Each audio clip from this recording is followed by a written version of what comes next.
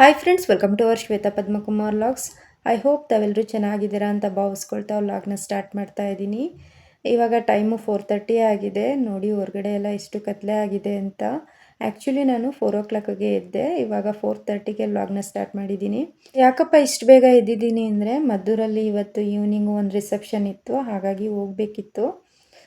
ಅದಕ್ಕೋಸ್ಕರ ಇವತ್ತು early morning 4 o'clockಗೆ ಎದ್ದೆ. ಸ್ವಲ್ಪ ಪಾತ್ರೆ ಎಲ್ಲ ಹಾಗೆ ಇತ್ತು ಸಿಂಕಲ್ಲಿ, ಅದನ್ನೆಲ್ಲ ತೊಳೆದು ಮತ್ತು ಮನೆ ಕಸ ಎಲ್ಲ ಗುಡಿಸಿ ಸ್ವಲ್ಪ ಹಾಲು ಉಳಿದಿತ್ತು, ಅದನ್ನೆಲ್ಲ ಬಿಸಿ ಮಾಡಿಟ್ಟು ಆಮೇಲೆ ಸ್ನಾನ ಮಾಡಿಕೊಂಡು ರೆಡಿ ಆದೆ.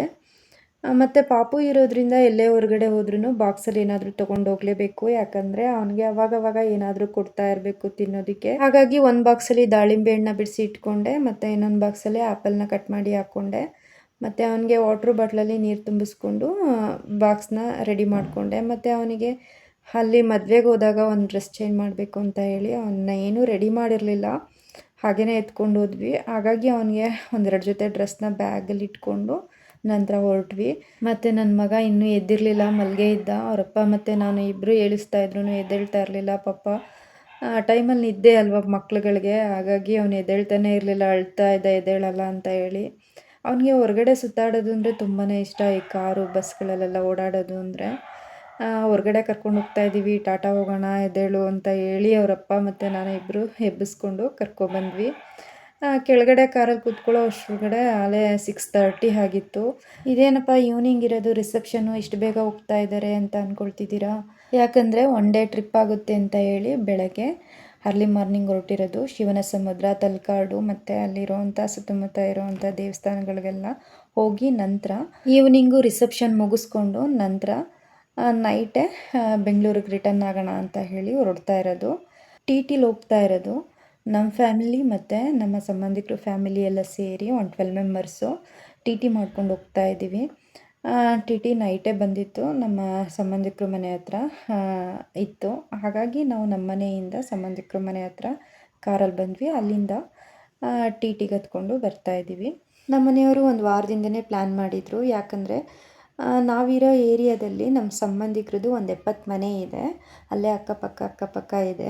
ಹಾಗಾಗಿ ಅವರೆಲ್ಲರೂ ಸಹ ಮದ್ದೂರಲ್ಲಿ ನಡೀತಾ ಇದೆಯಲ್ಲ, ಅವರಿಗೆ ಸಂಬಂಧಿಕರು ಮತ್ತು ಅವರೆಲ್ಲರ ಮನೆಗೂ ಬಂದು ಹೇಳೋಗಿದ್ರು. ಹಾಗಾಗಿ ಕಾರಲ್ಲಿ ಹೋಗೋರು ಇರ್ತಾರೆ, ಬೈಕಲ್ಲಿ ಹೋಗೋರು ಇರ್ತಾರೆ, ಮತ್ತು ಬಸ್ಸಲ್ಲಿ ಹೋಗೋರು ಇರ್ತಾರೆ ಅಂತ ಹೇಳಿ ಒನ್ ಡೇ ಟ್ರಿಪ್ ಆದಂಗೆ ಆಗುತ್ತೆ. ಹಾಗೆ ಸಾಯಂಕಾಲ ರಿಸೆಪ್ಷನ್ಗೆ ಹೋಗ್ಬೋದು ಅಂತ ಅಂದ್ಕೊಂಡು ಯಾರೆಲ್ಲ ಟ್ರಿಪ್ಪಿಗೆ ಬರೋ ಅಂಥವ್ರು ಇರ್ತಾರೆ ಅಂಥವರೆಲ್ಲ ಸೇರಿಕೊಂಡು ನಾವು ಟಿ ಮಾಡ್ಕೊಂಡು ಹೋಗ್ತಾ ಇದ್ದೀವಿ. ಅರ್ಲಿ ಮಾರ್ನಿಂಗು ಬೇಗ ಎದ್ದಿದ್ದರಿಂದ ಎಲ್ರಿಗೂ ತುಂಬಾ ಹೊಟ್ಟೆ ಹಸಿತಾ ಇತ್ತು. ನನ್ನ ಮಗನಿಗೂ ಏನೂ ತಿನ್ನಿಸಿರಲಿಲ್ಲ, ಹಾಗೆಯೇ ಎತ್ಕೊಬಂದಿದ್ದೆ. ಹಾಗಾಗಿ ಅವನಿಗೆ ಬಾಕ್ಸಲ್ಲಿ ಹಣ್ಣು ಕಟ್ ಮಾಡ್ಕೊಂಬಂದಿದ್ನಲ್ಲ, ಅವನಿಗೆ ತಿನ್ನಿಸ್ತಾ ಇದ್ದೆ. ಆದರೆ ನಮ್ಮ ಮನೆಯವರು ಮದ್ದೂರ ಹತ್ರ ಎಲ್ಲಾದರೂ ಜಾಗ ಇದ್ದರೆ ಟಿನ ಸೈಡ್ಗೆ ಹಾಕಿ ತಿಂಡಿ ತಿನ್ನೋಣ ಅಂತ ಹೇಳ್ತಾಯಿದ್ರು. ನಮ್ಮ ಮನೆಯವರು ಹೋಟೆಲಲ್ಲಿ ತಿನ್ನೋಣ ಅಂತ ಪ್ಲ್ಯಾನ್ ಹಾಕಿದ್ರು. ಆದರೆ ನಮ್ಮ ಸಂಬಂಧಿಕರು ಮನೆಯಿಂದನೇ ಟಿಫನ್ನ ಮಾಡ್ಕೊಬಂದಿದ್ರು. ಹಾಗಾಗಿ ಮದ್ದೂರ ಹತ್ರ ಅಲ್ಲೇ ಟಿನ ಸೈಡ್ಗೆ ಹಾಕಿ ಎಲ್ಲರೂ ಕೂತ್ಕೊಂಡು ಎಲ್ಲರೂ ಬ್ರೇಕ್ಫಾಸ್ಟ್ ಮಾಡಿದ್ವಿ. ಒಬ್ಬರು ಮನೆ ಚಿತ್ರಾನ್ನ ಮತ್ತು ಪುಳಿಯೋಗರೆನ ಮಾಡ್ಕೊಬಂದಿದ್ರು, ಮತ್ತು ಇನ್ನೊಬ್ಬರು ಮನೆ ಪಲಾವ್ನ ಮಾಡ್ಕೊಬಂದಿದ್ರು. ಎರಡೂ ಮನೆಯಿಂದನೂ ಬ್ರೇಕ್ಫಾಸ್ಟು ತುಂಬ ರುಚಿಯಾಗಿತ್ತು. ಎಲ್ಲರೂ ಹೊಟ್ಟೆ ತುಂಬ ತಿಂದ್ವಿ. ಅದಾದಮೇಲೆ ನಾವು ಮೊದಲು ಶಿವನ ಸಮುದ್ರಕ್ಕೆ ಹೋದ್ವಿ. ನೀರು ತುಂಬ ಚೆನ್ನಾಗಿ ಜೋರಾಗಿ ಬರ್ತಾ ಇತ್ತು. ವಿಡಿಯೋದಲ್ಲಿ ಆದಷ್ಟು ಎಲ್ಲ ಕವರ್ ಮಾಡಿದ್ದೀನಿ. ಸಾರಿ, ನಾಯಿ ತುಂಬ ಡಿಸ್ಟರ್ಬೆನ್ಸ್ ಮಾಡ್ತಾಯಿದೆ. ನಮ್ಮ ಏರಿಯಾದಲ್ಲಿ ತುಂಬ ನಾಯಿಗಳ ಕಾಟ. ಯಾವಾಗ ಬೇಕಂದರೆ ಅವಾಗ ಜೋರಾಗಿ ಎಲ್ಲ ನಾಯಿಗಳೆಲ್ಲ ಸೇರಿಕೊಂಡು ಸೌಂಡ್ ಮಾಡೋಕ್ಕೆ ಸ್ಟಾರ್ಟ್ ಮಾಡಿಬಿಡ್ತವೆ. ದಯವಿಟ್ಟು ಕ್ಷಮಿಸಿ. ಹಾಗೆಯೇ ಯಾರಾದರೂ ಹೊಸಬ್ರು ನನ್ನ ವಿಡಿಯೋನ ನೋಡ್ತಾ ಇದ್ದರೆ ಪ್ಲೀಸ್ ಒಂದು ಲೈಕ್ ಮಾಡಿ, ಸಬ್ಸ್ಕ್ರೈಬ್ ಮಾಡ್ಕೊಳ್ಳಿ. ಪಕ್ಕದಲ್ಲೇ ಇರುವಂಥ ಬೆಲ್ಲೈಕನ್ನ ಕ್ಲಿಕ್ ಮಾಡಿ ಹಾಲನ್ನು ಬಟನ್ನ ಪ್ರೆಸ್ ಮಾಡಿದ್ರೆ ನಾನು ಹಾಕುವಂಥ ವಿಡಿಯೋ ಎಲ್ಲ ನಿಮಗೆ ನೋಟಿಫಿಕೇಷನಲ್ಲಿ ಬರುತ್ತೆ. ಆವಾಗ ನನ್ನ ವಿಡಿಯೋನ ನೀವು ನೋಡ್ಬೋದು. ಪ್ಲೀಸ್ ಸಬ್ಸ್ಕ್ರೈಬ್ ಮಾಡ್ಕೊಂಡು ನೋಡಿ. ಇವಾಗ ನಾವು ಶಿವನ ಸಮುದ್ರಕ್ಕೆ ರೀಚ್ ಆದ್ವಿ. ನೋಡಿ ಎಷ್ಟು ಜೋರಾಗಿ ನೀರು ಬರ್ತಾ ಇದೆ ಅಂತ ನೋಡೋದಕ್ಕೆ ತುಂಬಾ ಖುಷಿಯಾಗುತ್ತೆ.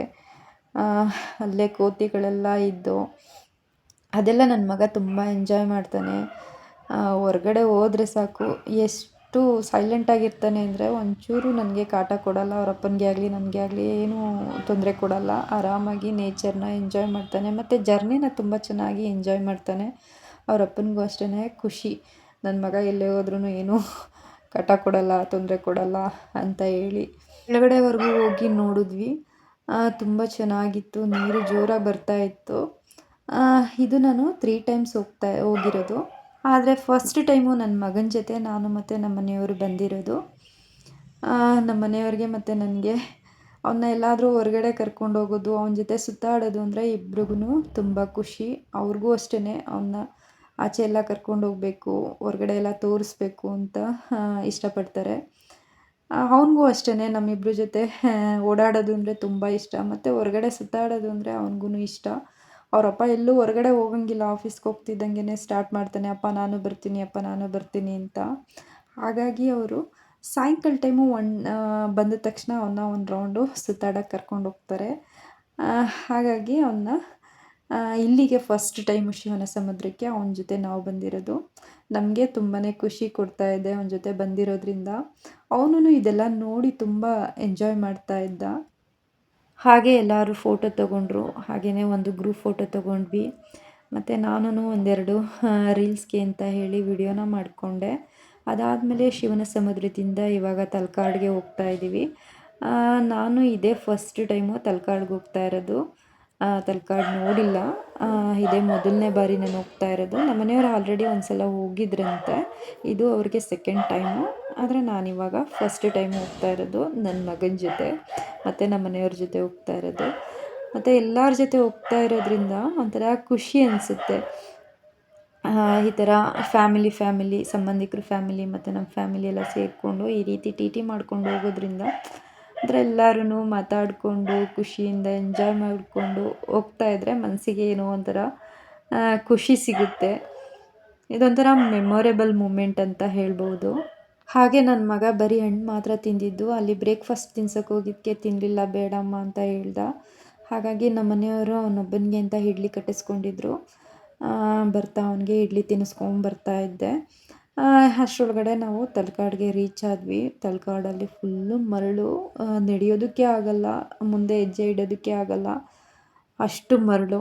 ಹಾಗೆ ನನ್ನ ಮಗನ್ನ ಎಲ್ಲಾದರೂ ಹೊರಗಡೆ ಕರ್ಕೊಂಬಂದ್ಬಿಟ್ರೆ ಆ ಜರ್ನಿ ಮಾಡೋ ಖುಷಿನಲ್ಲಿ ಬ್ರೇಕ್ಫಾಸ್ಟು ತಿನ್ನಲ್ಲ, ಊಟನೂ ತಿನ್ನಲ್ಲ. ಎಷ್ಟೇ ಬಲವಂತ ಮಾಡಿದ್ರು ಬೇಲಮ್ಮ ಅಂತ ಹೇಳ್ತಾ ಇರ್ತಾನೆ. ಮತ್ತು ನಾನು ಅಲ್ಲಿ ಇಲ್ಲಿ ಅದು ಇದು ತೋರಿಸ್ಕೊಂಡು ಅಡುಗೆನ ಮಾಡಿ ತಿಂಡಿ ತಿನ್ನಿಸ್ತಾ ಇದ್ದೆ.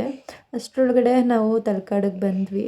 ಅಲ್ಲಿ ಜೋಕಾಲಿ ಹಾಕಿದ್ರು. ಅವನಿಗೆ ಜೋಕಾಲಿ ಆಡೋದಂದರೆ ತುಂಬಾ ಇಷ್ಟ. ಯಾಕಂದರೆ ನಾನು ಈವ್ನಿಂಗ್ ಟೈಮು ಅವನನ್ನು ಪಾರ್ಕಿಗೆ ಕರ್ಕೊಂಡು ಹೋಗ್ತೀನಿ. ಅಲ್ಲಿ ಯಾವಾಗಲೂ ಆಟ ಆಡ್ತಾ ಇರ್ತಾನೆ ಜೋಕಾಲಿನಲ್ಲಿ. ಜೋಕಾಲಿ ಮತ್ತು ಜಾರಬಂಡಿ ಅಂದರೆ ತುಂಬಾ ಇಷ್ಟ. ಅದನ್ನು ನೋಡಿದ ತಕ್ಷಣ ಅವ್ರ ಅಪ್ಪನ ಆಟ ಆಡಿಸು ಅಂತ ಹೇಳಿ ಕೇಳ್ತಾ ಇದ್ದ. ಅಲ್ಲೊಂದು ಸ್ವಲ್ಪ ಹೊತ್ತು ಜೋಕಾಲಿನಲ್ಲಿ ಆಟ ಆಡಿಸ್ಕೊಂಡು ಅದಾದಮೇಲೆ ಇಲ್ಲಿ ನೀರ ಹತ್ರ ಬಂದ್ವಿ, ಈ ನದಿ ಹತ್ರ ಬಂದ್ವಿ. ನಮ್ಮ ಮನೆಯವರು ನದಿನಲ್ಲಿ ಆಟ ಆಡಬೇಕು ಅಂತ ಹೇಳಿ ಬಟ್ಟೆ ಏನು ತಂದಿರಲಿಲ್ವಲ್ಲ, ಅಲ್ಲಿಂದನೇ ನಾವು ರೆಡಿಯಾಗಿ ಬಂದಿದ್ವಲ್ಲ ಮದುವೆಗೆ ಹೋಗೋದಕ್ಕೆ. ನನಗೆ ಆಗಲಿ ನಮ್ಮ ಮನೆಯವ್ರಿಗೆ ಆಗಲಿ ತಂದಿರಲಿಲ್ಲ. ನನ್ನ ಪಾಪಗೆ ಮಾತ್ರ ತೊಗೊಬಂದಿದ್ವಿ. ಹಾಗಾಗಿ ಅವರು ಅಲ್ಲೊಂದು ಶಾರ್ಟ್ಸ್ ತೊಗೊಂಡು ಡ್ರೆಸ್ ಚೇಂಜ್ ಮಾಡಿಕೊಂಡು ನೀರಲ್ಲಿ ಆಟ ಆಡಿದ್ರು. ನೋಡಿ ಅವ್ರ ಮಗನ್ನ ಹೆಂಗೆ ಎತ್ಕೊಂಡು ಆಟ ಆಡ್ಸೋಕೆ ಹೋಗ್ತಾಯಿದ್ರು. ಅವನಿಗೆ ನೀರು ಅಂದರೆ ತುಂಬಾ ಭಯ ಜಾಸ್ತಿ. ಕೆಳಗಡೆ ಬಿಟ್ಟರೆ ಇಳಿತಾನೇ ಇರಲಿಲ್ಲ ಅವನು. ಅಪ್ಪ ಬೇಲಪ್ಪ ಅಂತ ಹೇಳ್ತಾ ಇದ್ದ, ಹೆದರ್ಕೊಳ್ತಾ ಇದ್ದ. ಅವನು ಇದೇ ಫಸ್ಟ್ ಟೈಮ್ ಅಲ್ವಾ ನೀರೆಲ್ಲ ನೋಡ್ತಾ ಇರೋದು, ಈ ರೀತಿ ನೀರಲ್ಲಿ ಆಟ ಆಡ್ತಾ ಇರೋದು. ಹಾಗಾಗಿ ಹೆದರ್ಕೊಳ್ತಾ ಇದ್ದ. ಅವರಪ್ಪನಿಗೆ ಆಟ ಆಡಿಸೋದು, ನೀರಲ್ಲೆಲ್ಲ ಆಟ ಆಡಿಸೋದು ಅಂದರೆ ತುಂಬಾ ಖುಷಿ. ಹಾಗಾಗಿ ಸರಿ ಹೆದರ್ಕೊಳ್ತಾನೆ, ನೀನು ಹೋಗಿ ಅವನ್ನ ಎತ್ಕೊಂಡು ಕೂತಿರು ಅಂತ ಹೇಳಿ ನನ್ನ ಕೈ ಕೊಟ್ಟರು. ನಾನು ಮತ್ತು ನನ್ನ ಮಗ ಇಬ್ಬರು ಕೂತಿದ್ವಿ. ಅವರೆಲ್ಲ ಆಟ ಆಡ್ತಾಯಿದ್ರು. ನಮ್ಮ ಮನೆಯವ್ರಿಗೆ ಈ ರೀತಿ ಹೊರಗಡೆ ಬಂದಾಗ ನೀರಲ್ಲಿ ಆಟ ಆಡೋದಂದ್ರೆ ತುಂಬಾ ಇಷ್ಟ.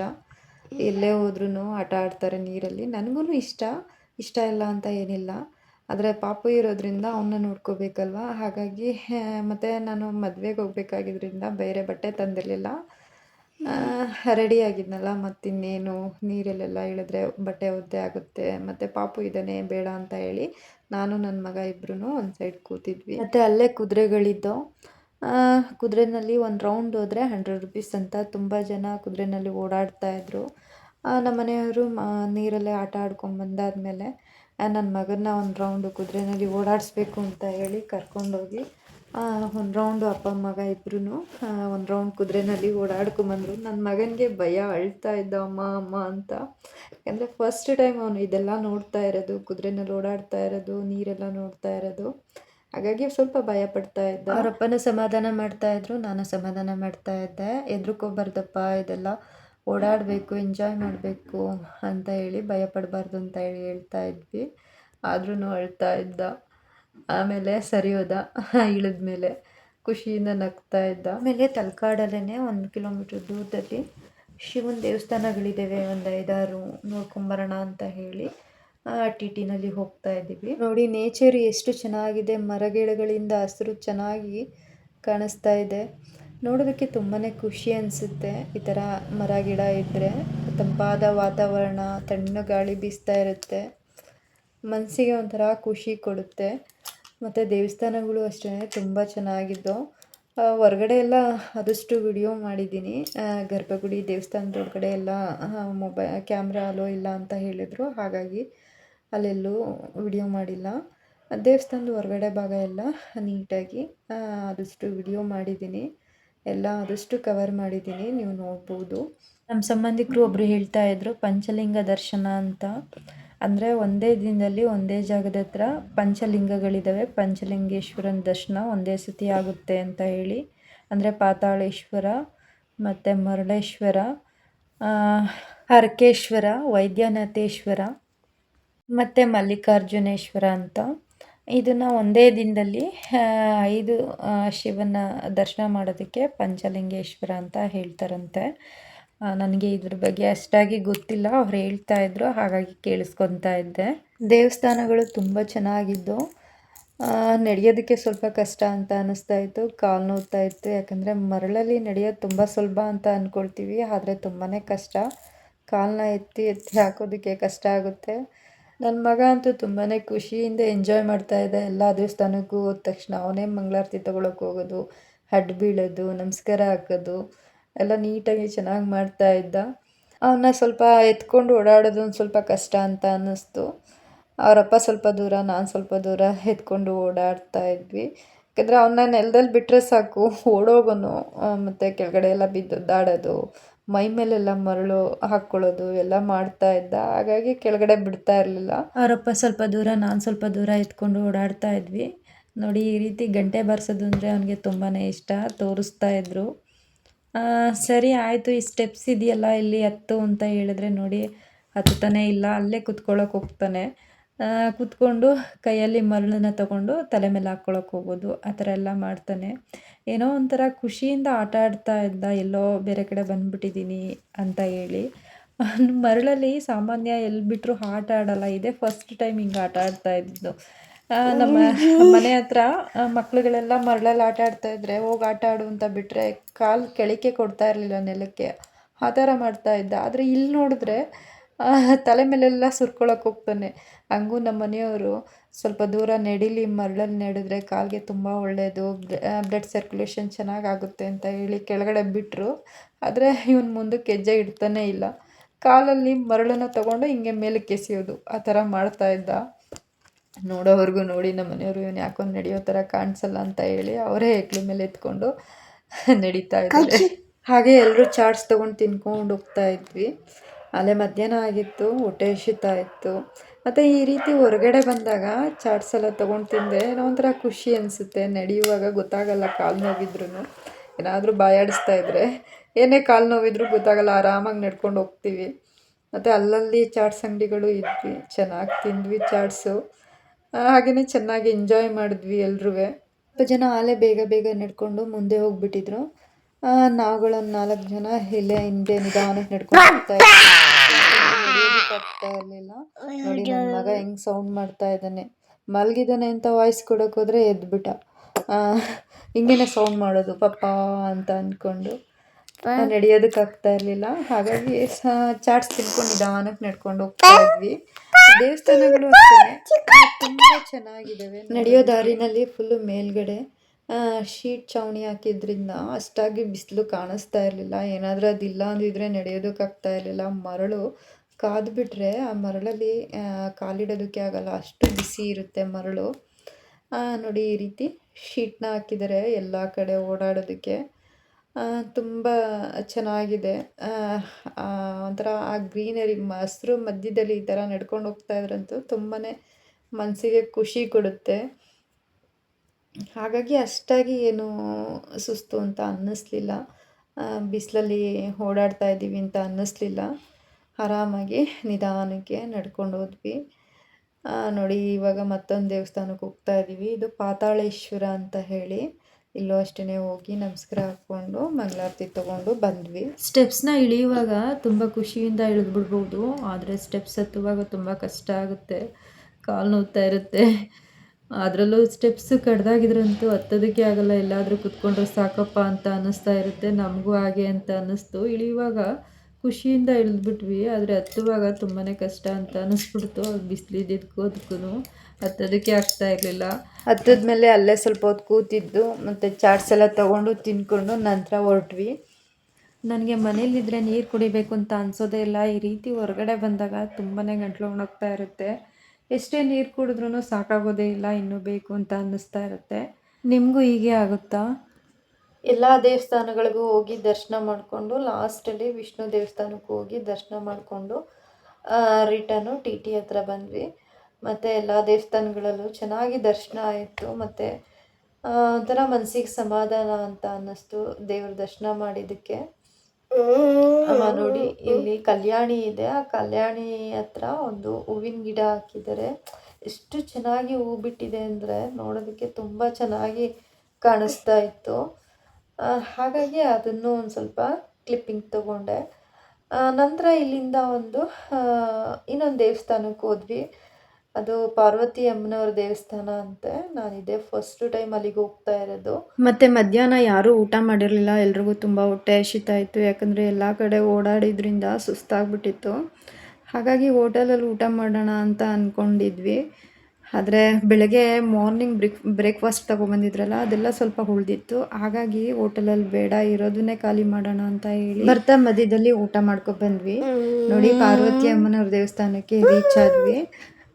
ಪಾರ್ವತಿ ಅಮ್ಮನವ್ರ ದೇವಸ್ಥಾನ ಬೆಟ್ಟದ ಮೇಲಿರೋದು. ನೋಡೋದಕ್ಕೆ ತುಂಬಾ ಚೆನ್ನಾಗಿದೆ. ದೇವಸ್ಥಾನನ ಇವಾಗ ಕಟ್ತಾ ಇದ್ದಾರೆ.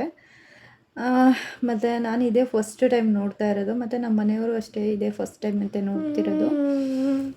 ಎಲ್ರಿಗೂ ಕಾಲು ನೋವ್ತಾ ಇದ್ದಿದ್ದರಿಂದ ಸ್ಟೆಪ್ಸ್ ಹತ್ತೋದಕ್ಕೆ ಆಗ್ತಾ ಇರಲಿಲ್ಲ. ಆದ್ರೂ ದೇವ್ರು ನೋಡೋ ಖುಷಿನಲ್ಲಿ ಎಲ್ಲರೂ ಸ್ಟೆಪ್ಸ್ನ ಆರಾಮಾಗಿ ಹತ್ತುತ್ತಾ ಇದ್ದರು. ಒಳಗಡೆನೂ ಅಷ್ಟೇ ದೇವಸ್ಥಾನ ತುಂಬಾ ಚೆನ್ನಾಗಿದೆ. ಬೆಟ್ಟದ ಮೇಲೆ ನಿಂತ್ಕೊಂಡು ಕೆಳಗಡೆ ನೋಡಿದ್ರೆ ವ್ಯೂ ತುಂಬ ಚೆನ್ನಾಗಿ ಕಾಣಿಸ್ತಾ ಇತ್ತು. ಹಾಗೆ ಆದಷ್ಟು ವಿಡಿಯೋದಲ್ಲಿ ಎಲ್ಲ ಕವರ್ ಮಾಡಿದ್ದೀನಿ. ನೋಡಿ ಬೆಟ್ಟದ ಮೇಲಿಂದ ಯಾವ ರೀತಿ ಕಾಣಿಸ್ತಾ ಇದೆ ವ್ಯೂ ಅಂತ ನಮ್ಮ ಮನೆಯವರು ಸಹ ಹೇಳ್ತಾ ಇದ್ರು. ನೋಡಿ ವ್ಯೂ ಎಷ್ಟು ಚೆನ್ನಾಗಿ ಕಾಣಿಸ್ತಾ ಇದೆ, ವಿಡಿಯೋ ಮಾಡ್ಕೊ ಅಂತ ಹೇಳ್ತಾ ಇದ್ರು.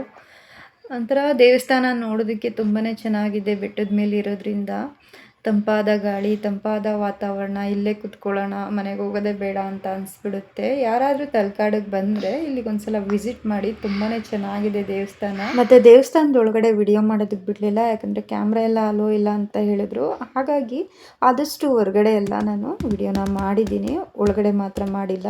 ಇಲ್ಲಿಂದ ದೇವ್ರ ದರ್ಶನ ಮಾಡಿಕೊಂಡು ಹೊರಟ್ವಿ. ನಮ್ಮ ಸಂಬಂಧಿಕರೆಲ್ಲ ಇನ್ನೊಂದು ದೇವಸ್ಥಾನ ಇದೆ, ಅಲ್ಲಿಗೆ ಹೋಗೋಣ ಅಂತ ಹೇಳ್ತಾಯಿದ್ರು. ನಮ್ಮ ಮನೆಯವರು ಮತ್ತು ನಮ್ಮ ಮನೆಯವ್ರ ಫ್ರೆಂಡ್ ಇಬ್ಬರೂ ಇಲ್ಲ, ಚೌಟ್ರಿಗೆ ಹೋಗೋಷ್ಟರೊಳಗಡೆ ಒಂದು 6:30 ಆಗುತ್ತೆ. ಅಲ್ಲೆಲ್ಲರೂ ಫ್ರೆಶ್ ಅಪ್ ಆಗಿ ನಂತರ ರಿಸೆಪ್ಷನ್ ಅಟೆಂಡ್ ಮಾಡಿ ಊಟ ಮಾಡಿಕೊಂಡು ರಿಟರ್ನ್ ಬೆಂಗಳೂರಿಗೆ ಹೋಗೋಕ್ಕೆ ಸರಿ ಹೋಗುತ್ತೆ, ಬೇಡ ಅಂತ ಹೇಳಿ ಚೌಟ್ರಿಗೆ ಹೋಗೋಣ ಅಂತ ಹೇಳಿ ಎಲ್ಲರೂ ಹೊರಟ್ವಿ. ಟಿ ಟಿ ಓಡಿಸೋ ಡ್ರೈವರು ನಮ್ಮ ಸಂಬಂಧದವರೇ. ಹಾಗಾಗಿ ಅವ್ರ ಅಕ್ಕನ್ನ ಮದ್ದೂರಿಗೆ ಕೊಟ್ಟಿದ್ದಾರಂತೆ. ನಮ್ಮ ಅಕ್ಕ ಮನೆಗೆ ಹೋಗೋಣ, ಅಲ್ಲೆಲ್ಲರೂ ಫ್ರೆಶ್ ಅಪ್ ಆಗಿ ನಂತರ ರಿಸೆಪ್ಷನ್ಗೆ ಹೋಗೋಣ, ನಾವು ಬರಬೇಕು ಅಂತ ಹೇಳಿ ಅವ್ರ ಅಕ್ಕ ಮನೆಗೆ ಕರ್ಕೊಂಡೋದ್ರು. ಅಲ್ಲಿ ಸ್ವಲ್ಪ ಹೊತ್ತಿದ್ದು ಫ್ರೆಶ್ ಅಪ್ ಆಗಿ ಚೌಟ್ರಿಗೆ ಹೊರಟ್ವಿ. ಅಲ್ಲಿ ರಿಸೆಪ್ಷನ್ಗೆ ಅಟೆಂಡ್ ಆಗಿ ನೆಕ್ಸ್ಟು ಎಲ್ಲ ಸಂಬಂಧಿಕರನ್ನೆಲ್ಲ ಮಾತಾಡಿಸ್ಕೊಂಡು ಊಟ ಮಾಡಿಕೊಂಡು ಹೊರಡೋಷ್ಟ್ರೊಳಗಡೆ 10:30 ಆಗಿತ್ತು. ಮತ್ತು ಬೆಂಗಳೂರಿಗೆ ರೀಚ್ ಆಗೋಷ್ಟ್ರೊಳಗಡೆ 1:30 ಆಗಿತ್ತು. ಐ ಹೋಪ್ ಈ ವಿಡಿಯೋ ಇಷ್ಟ ಆಗಿದೆ ಅಂತ ಭಾವಿಸ್ಕೊಳ್ತಾ ಇಲ್ಲಿಗೆ ವಿಡಿಯೋನ ಎಂಡ್ ಮಾಡ್ತಾ ಇದ್ದೀನಿ. ಪ್ಲೀಸ್ ಸಬ್ಸ್ಕ್ರೈಬ್ ಮಾಡ್ಕೊಂಡು ನೋಡಿ. Thank you all.